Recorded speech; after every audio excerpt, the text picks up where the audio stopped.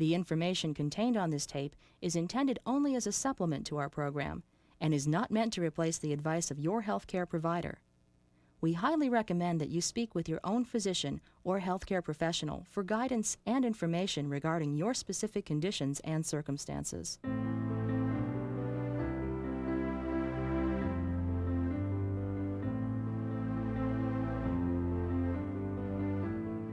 Dr. Philip Fisher is the co-founder and medical director of the Midwest Center. In this video series, he will answer some of the most frequently asked questions about anxiety, panic, stress, and our program. Why did you decide to work with anxiety and stress-disordered people? The reason I became involved in dealing with anxious people is because they presented themselves to my office years ago, and really the only thing I had to treat them at that time were anxiolytic drugs, and the big drug back then, of course, was Valium. Shortly after I became a physician, I realized that there was a repeat pattern here, and people would come back month after month, year after year for their Valium prescription, and nothing had changed. They were exactly the same person they were when they walked in the door 6 months after I'd first seen them, a year after I'd first seen them, and on and on. It didn't take too long to figure out that there must be a better way. There must be a better approach in dealing with anxiety, and that fact prompted the creation of this program. It seems like my insurance offers less in the way of psychological coverage. Is this the case, and why? There's an increasing need for health care, and there's decreasing dollars to pay for it.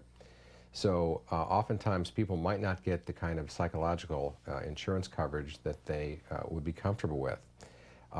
That's one reason I'm so fond of this program, because it enables people to cope with their anxiety problems without having to depend solely on their insurance coverage. Why don't all doctors understand this condition? I think doctors do understand this condition. I think the problem is this condition takes a lot of time to deal with, and the way the medical structure is set up in this country, physicians don't have the time that it takes to help people with anxiety disorders in the way that they're able to or the way they would necessarily want to. That's why I think it's critical that a person take it upon themselves in some cases to utilize resources in addition to their physician to help cope with their anxiety. How will these tapes help me? Tapes have a distinct advantage of being able to be repeated and rerun and watched as many times as you want. And I promise you'll get something a little bit different each time you listen to a tape, because you can't absorb everything all in one sitting. So in fact, in some ways, it's better than talking face-to-face with someone, because you can replay over and over again a particular area that is important and will be beneficial to you. What causes an anxiety or panic attack? Can they hurt you? The exact cause of panic and anxiety are not known. Panic attacks don't have any long-term damage on the human body. The effects are short-lived, they're temporary. People recover completely from an anxiety or a panic attack, of course, until they have the next one. Will I actually pass out from a panic attack? No, people don't pass out from panic or anxiety attacks. If my anxiety disorder is left untreated, will I eventually lose my mind? No, people with long-standing anxiety don't lose their minds or, quote, go crazy, unquote. They simply remain anxious and sometimes become more anxious, and of course there's a lot of physical problems that will attend someone who has chronic anxiety, so it needs to be brought under control. Do we increase the risk of other physical problems as a result of putting ourselves through all these anxious episodes? People with chronic anxiety can experience a number of other physical problems, including ulcer and in fact even heart attack. Recent studies have shown that men especially are prone to sudden cardiac death at a rate roughly 6 times greater than that of the general population if they suffer from extreme anxiety disorder. The good thing to know about this is that when anxiety is controlled, these tendencies can be eliminated, and you actually will strengthen your immune system when you reduce your levels of anxiety. Could you define recovery from anxiety disorder? Well, recovery is an ongoing process. I think that people recover with any problem they have on a day-to-day basis, and it's a continuum of practice and technique that enables people to function at a level that they're comfortable with. Eventually, when people are really at a high level of performance in their recovery, They'll be off medication, their self-esteem will improve, avoidance behaviors will disappear, and they'll function on a day-to-day basis without fear. Is complete recovery possible? Based on my experience, I'm confident and in fact certain that complete recovery is possible. It takes ongoing work and dedication, it takes acquiring skills, and moving forward on a day-to-day basis. What steps are necessary to truly recover from anxiety disorder? I think what's primarily important in understanding and coping with anxiety is education. People need to learn the skills to help control their anxiety levels so that they can face the fears they have and move forward. There are three critical areas required in dealing with anxiety. The first is understanding the condition itself.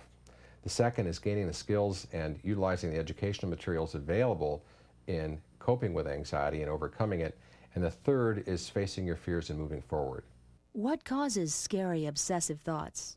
Will I act on them? Obsessive thoughts are basically a distraction to keep you from facing what's really underlying your anxiety. Most people never act on their obsessive thoughts. Is anxiety a biochemical reaction that we can control? There is definitely a biochemical element to anxiety. However, the trigger for the biochemical reaction that occurs can be controlled. What are some of the triggers? Triggers are any emotional or physical stressor that you're just not capable of coping with at the moment that it hits.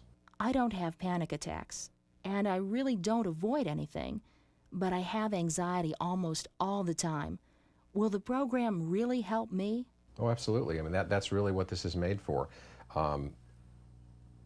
Day-to-day anxiety is a terrible thing. It causes tremendous drain on your body's energy levels, on your ability to cope with life in general, think straight. It also leads to depression in about 80 to 85% of cases.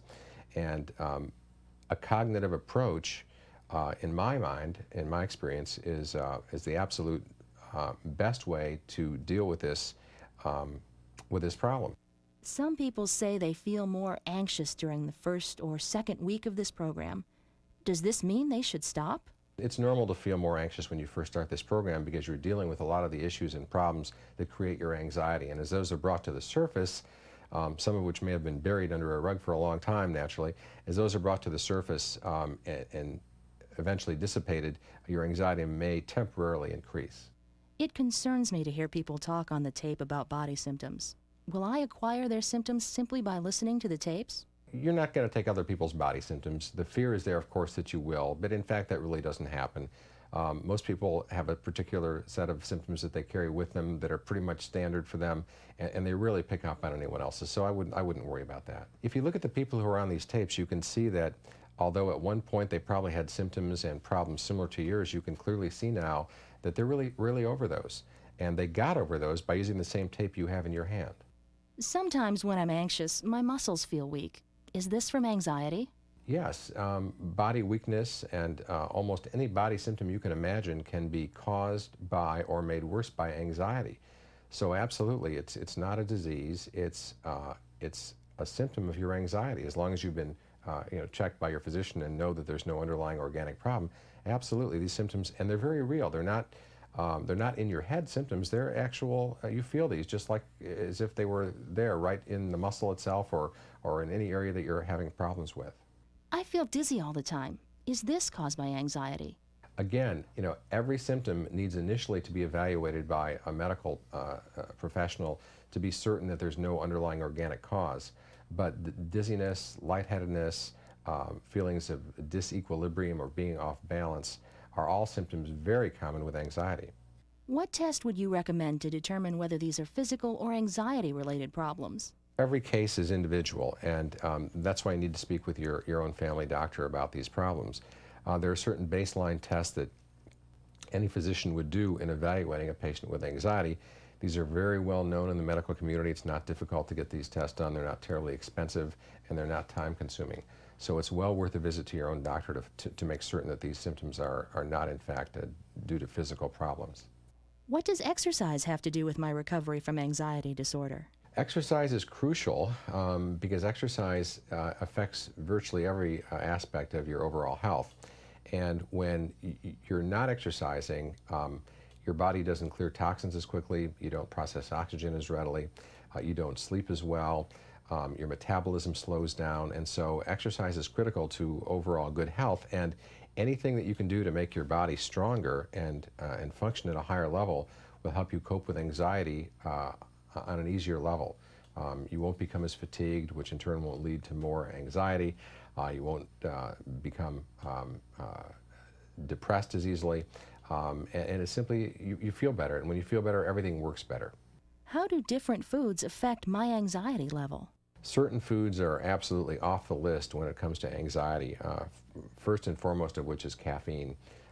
Has a terrible effect on people with anxiety. I really don't know anyone who can handle caffeine who has anxiety problems, because it always makes anxiety worse. It also leads to sleep disturbance, which then of course leads to fatigue, which then of course makes you more susceptible to anxiety that way. So even if the caffeine is out of your system, the effects of it linger from day to day to day. Other foods which would be also bad for people with anxiety would be sweets. Sugar especially is bad because it causes fluctuations in your glucose level, which then causes fluctuations in your body's production of adrenaline, which is the hormone that causes us to get very anxious and shaky when that happens. And there's an underlying regulatory mechanism that occurs, and there's a reason for that we don't need to go into now. But two absolute rules of thumb would be to stay off of caffeine and sugar. I know smoking is bad for me, but I do it because I think it helps me to relax. Can smoking affect my anxiety? In fact, people do feel more relaxed superficially when they smoke, but studies have shown that people who smoke cigarettes actually heighten their overall anxiety level. And that, of course, leads them to smoking more cigarettes, so it's a vicious circle. There's nothing that I can think of that's benefited by smoking. I haven't slept well in a long time. What do you suggest? Well, there's a lot of reasons people don't sleep, and it would fill a book. In fact, there are specialists who do nothing but study sleep disorders in people, so I'm not going to be terribly specific in answering this question, but there's some basic sleep hygiene things that you should talk about your physician with. Some of the simpler things you can do at home, obviously, are to limit your intake of caffeine, limit your intake of sweets, don't eat within a couple hours of going to bed, don't exercise within more than 3 hours of going to bed, always sleep in the same room, under the same circumstances, and try and go to bed every night at the same time.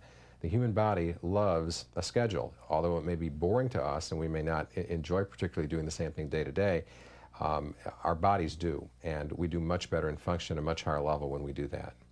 What's wrong with anger? It's a human emotion. There are some people in my life who really make me angry. There's a lot of opposing views about anger and how people should handle it. My experience has been that getting angry leads you to becoming better at getting angry again. And so I think that people should work on controlling their anger. I'm not saying to repress it entirely, but when anger becomes practiced, it becomes very easy. And when it becomes easy, then it leads to problems. And so I think people need to get a hold of their anger and modify it in some way. Sometimes I feel angry with my parents. If it hadn't been for them, I wouldn't be like this. Isn't that true? Well, it's easy to look outside yourself and blame someone else for your problems. And there's an element of truth to that. If it weren't for our parents, we wouldn't be here to begin with at all.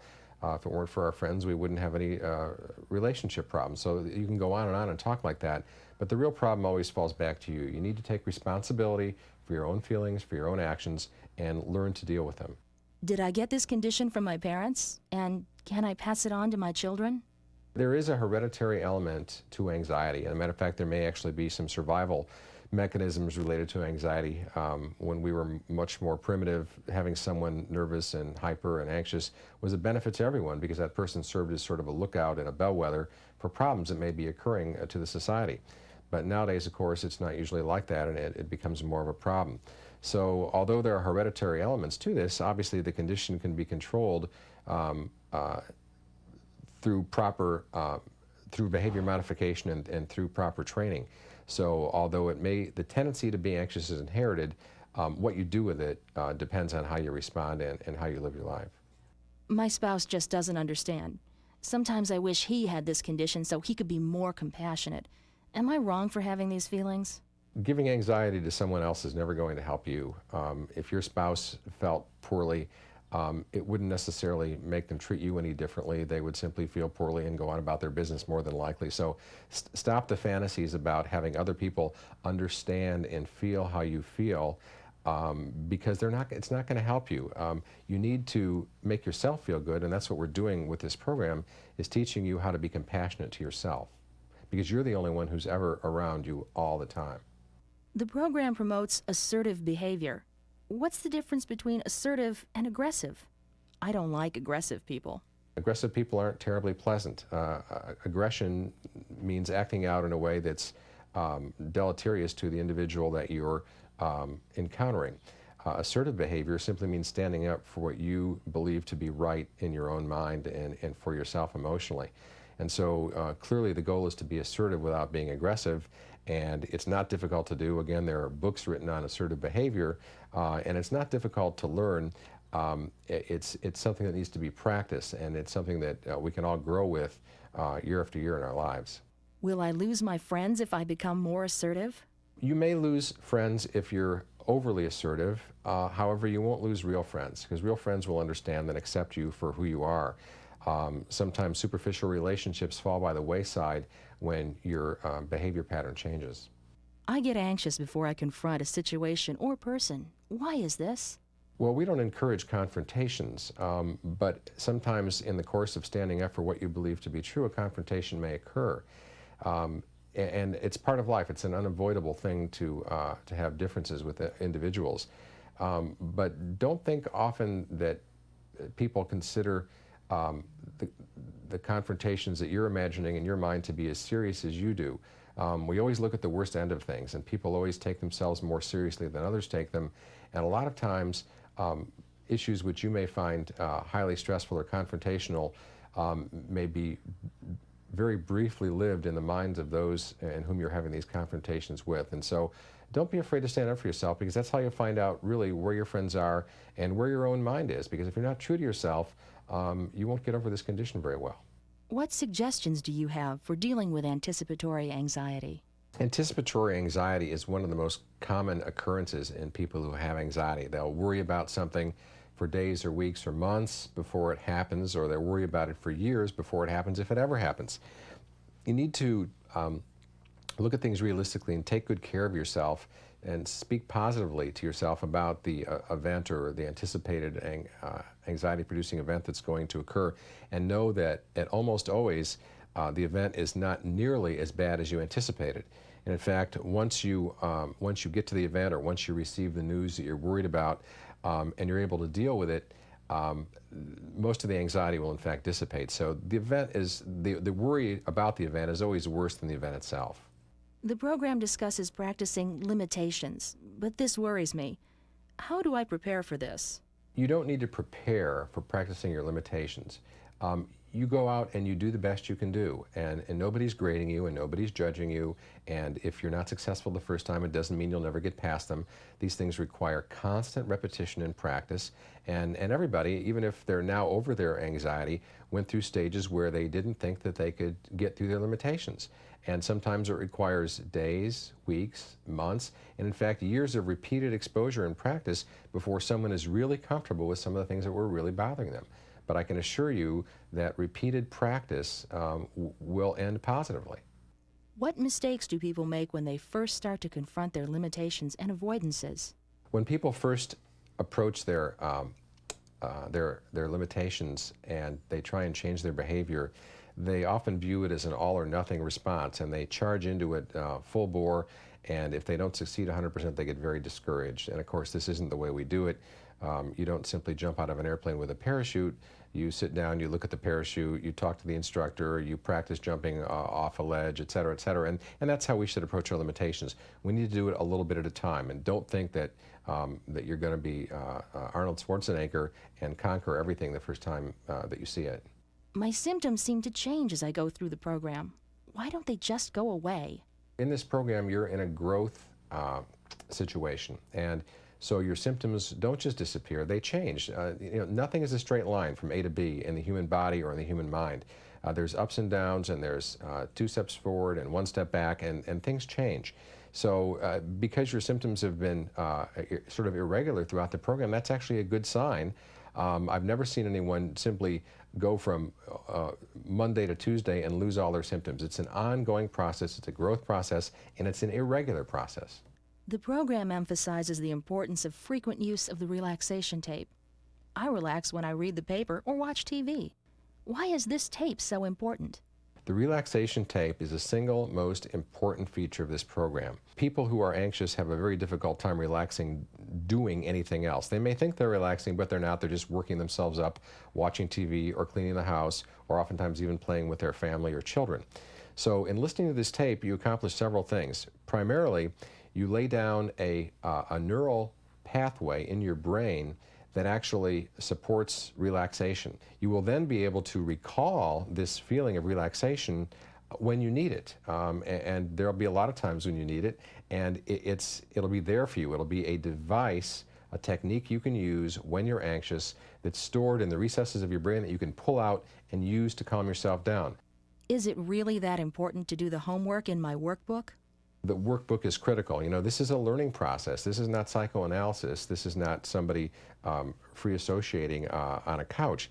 This is a planned, organized program which requires your full participation. Sometimes when people seek psychological help, it's easy to talk back and forth with someone, and sometimes talk is cheap, and it doesn't affect people in a very dramatic way because they forget, because there's so much stress involved simply in the conversation. But when you have a booklet in front of you with papers on it and a homework assignment to do, you're much more likely to focus down and remember and put into practice the things you utilize in your homework.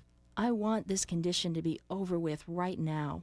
Why do I have to take 1 week for each lesson?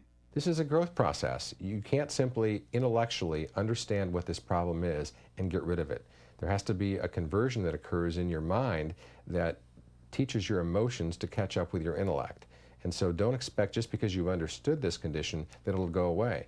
If that were the case, you could go to the bookstore, buy a book, read it, understand the condition, put the book down, and be cured. And you know that's not going to happen. In the program, I'm told that I must learn to think differently. What do you mean by this? When we say you need to think differently, it's really exactly what we mean. People with anxiety tend to produce a lot of their own difficulty by the way they speak silently to themselves. And this in turn triggers or serves as a trigger for their anxiety attacks or for their ongoing state of anxiety.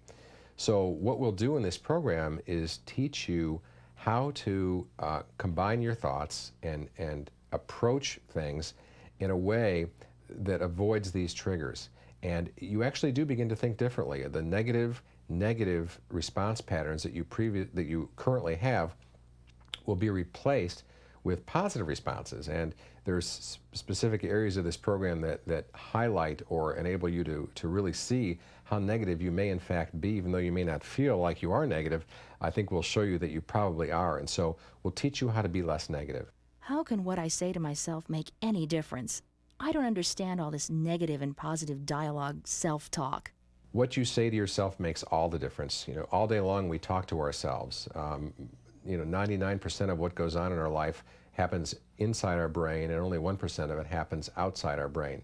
Most of the conversations we have every day occur with ourselves, and it's directly related to how we feel about ourselves. So you can choose to be good to yourself, or you can choose to be bad to yourself. And of course, we're going to teach you overwhelmingly how to be good to yourself.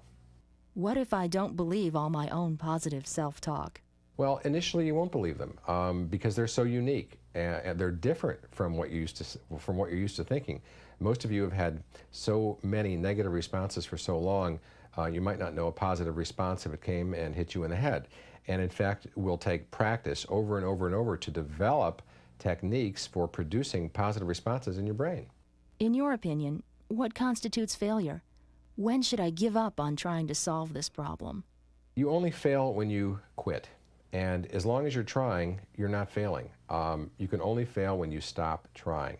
And so with this problem in particular, we don't acknowledge failure because really no one stops trying. And if you follow the outline and the program that we've given you in this course and really apply yourself, you're not going to fail.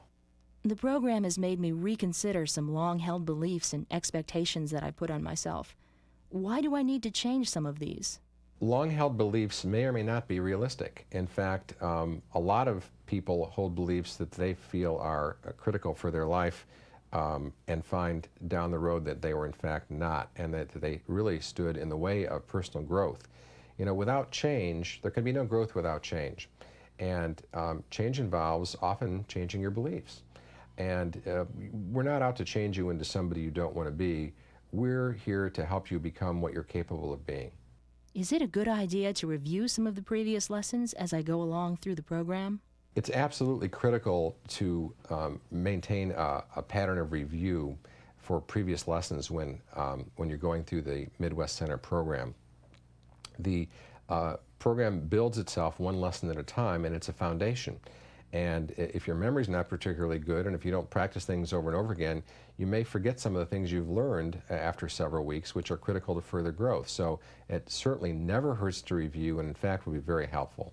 Are avoidance behaviors things like not being able to drive or not being able to leave the house? No, avoidances are more than physical situations. Avoidances are applied to life and interpersonal relationships on a daily basis. People may be in a job that they're not comfortable with, but they're afraid to leave because of the uncertainty involved. The same thing goes for relationships, or even participating in social events. And so avoidance behaviors extend to virtually every aspect of human life, and to almost every emotional interchange that people have with other individuals. And it's all part and parcel of the same package. Isn't guilt a good thing that helps keep us in line? To some degree, guilt may be of some use because it lets people reflect on their behavior. But excessive guilt leads to worry and anxiety. And there are certain things that are probably worth being guilty about and certain things that are not. And of course, only an individual can decide that for themselves. But when we continuously feel guilt all day long about a multitude of different things, clearly that's not normal and needs dealing with. There are things in my past that I feel bad or guilty about. I can't seem to get past them. What do I do?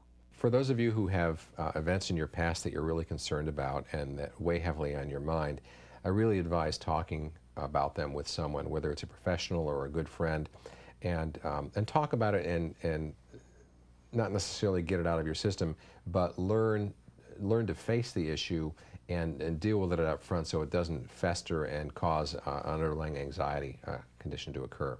Sometimes I just can't stop thinking about things. Why does my mind race like this? Sometimes people have trouble with recurrent thoughts, or they simply have one thought after another in sort of a stream. Sometimes there's a chemical imbalance that produces this, and this needs to be discussed with a healthcare professional. Other times it's just a simple manifestation of anxiety, and this can be broken or interrupted with proper technique, and the technique involves, of course, using positive dialogue or the relaxation tape to help stop this sort of pressure of thought that some people have. Sometimes I have totally irrational thoughts. Does this mean I'm losing my mind? No, people with anxiety don't lose their mind. They don't go insane. They don't end up in a mental institution. They simply remain anxious unless they take steps to get over it. You're not losing your mind if you have irrational thoughts. We all have moments when we're not completely rational, and it doesn't mean anything. Sometimes I think about suicide. Does this mean I'm suicidal? A lot of people imagine what it would be like to commit suicide. It doesn't mean that they're actively suicidal. Of course, if they are, that's a totally different situation.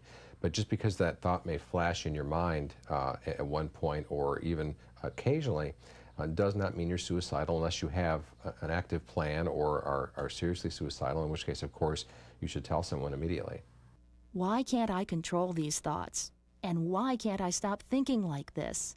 Well, the reason you can't stop thinking the way you're currently thinking is because you don't know how. And this program is designed specifically to teach you how to stop thinking in destructive ways that increase your anxiety level. I've been on medication for a long time. When I try to stop, I feel more anxiety. What should I do? If you've taken anxiety medication for a long time and then try and stop it, and your anxiety is still present, naturally you're going to be anxious.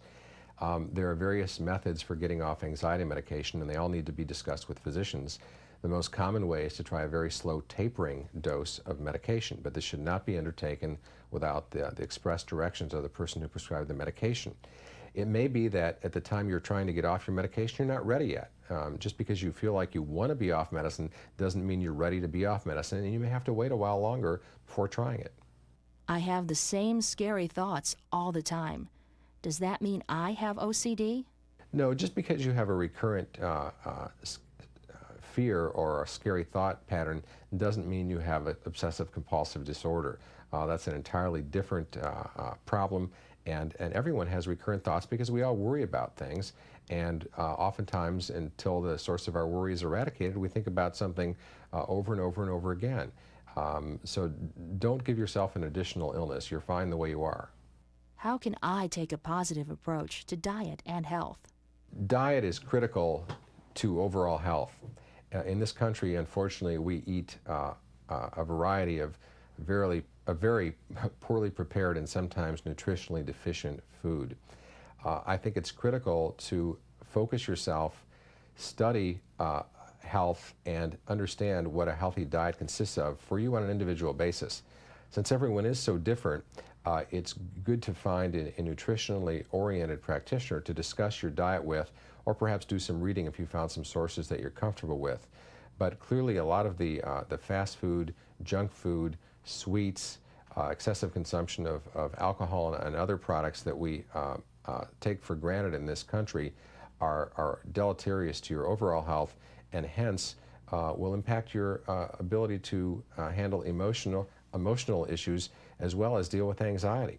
So I think it's critical to maintain an adequate exercise program, to maintain a proper weight, to take nutritional supplements when indicated, and to think about your health the way you think about other things in your life, like your job and your money and your marriage, as one area that you need to take care of on a day-to-day basis, because unless you watch it, nobody else will. In Lesson 12, you discuss secondary gains. What am I gaining from having this condition? It's difficult to see what you're getting out of anxiety. There's always something to be gained. Every behavior has some type of reinforcing pattern to us. Even if it's destructive to our own health and well-being, there's something going on somewhere deep inside where there's a gain. And so it's very difficult to see this yourself sometimes. The program says I do this to myself. Why? Well, nobody necessarily wants to feel anxious, although since we're talking about secondary gains, sometimes we do get something positive out of being anxious. For example, people who are anxious tend to get more sympathy from those around them, and that's a positive effect. And so people who like other people's attention, even subconsciously, may produce anxiety to further their relationship, to gain something at work, to get out of doing something that they might not really want to do without having to say that they would really not rather be there. So there are a number of secondary gains, and this is an incredibly important chapter. So please pay very close attention and really work with it until you understand your own secondary gains. Why is it important to write things down, like goals and priorities? You know, it's been shown that people who write down goals achieve them at a rate phenomenally higher than people who don't write down goals. It puts it in perspective for you. You can see all the goals at once. It's reinforced. You can pull it out and look at it at a later date. It's critical to write things down. Lesson 14 sounds like one I should listen to once a month or so. Is that a good idea? Lesson 14, dealing with stress, is something that you can take out and listen to really at any time. Stress never ends. In fact, without stress, life would be incredibly boring. However, our ability to cope with stress sometimes changes based on our current situation. So it never hurts to pull out a tape and review it down the road when encountering a stressful situation. I'm sad and a little afraid to listen to tape 15. I don't want the program to be over. Why do I feel like this? The program is never really over. You carry it with you forever. Once you've been through this program, the things you've learned have changed you really permanently. And so although the program may have physically ended, the results and things you've learned in the program are something you'll carry with you for the rest of your life and use on a day-to-day basis. So don't be afraid to watch the program end. Think of it really as the beginning. What kind of changes and gains can I expect in myself? You're going to change into someone that you've never met before when you're done with this program. But it'll be someone you like, because you'll have gotten rid of a lot of the negatives and a lot of the anxiety issues that brought you to this program to begin with. So although you're not sure yet who you're changing into, I can assure you you'll change into someone that you're much, much happier with. I'm finished with the tapes, but I'm not where I want to be yet. Did I fail? The end of the tape serves as a springboard to further growth. So practice the things you've learned, and it may be several months after you finish the course before you feel really comfortable with yourself. Will this condition come back again? Any person under a sufficient amount of stress will manifest anxiety. I don't care who they are or what program they've been through, or whether they've never been through a program, or whether they've never had anxiety. Under the right circumstances, anyone can develop anxiety. But your ability to cope with anxiety has now been changed forever after going through these tapes. And so it'll never be probably as bad as it was, and certainly when it does happen, you'll resolve it much more quickly. This concludes Dr. Philip Fisher's House Call video series. The information contained on this tape is intended only as a supplement to our program and is not meant to replace the advice of your healthcare provider. We highly recommend that you speak with your own physician or healthcare professional for guidance and information regarding your specific conditions and circumstances.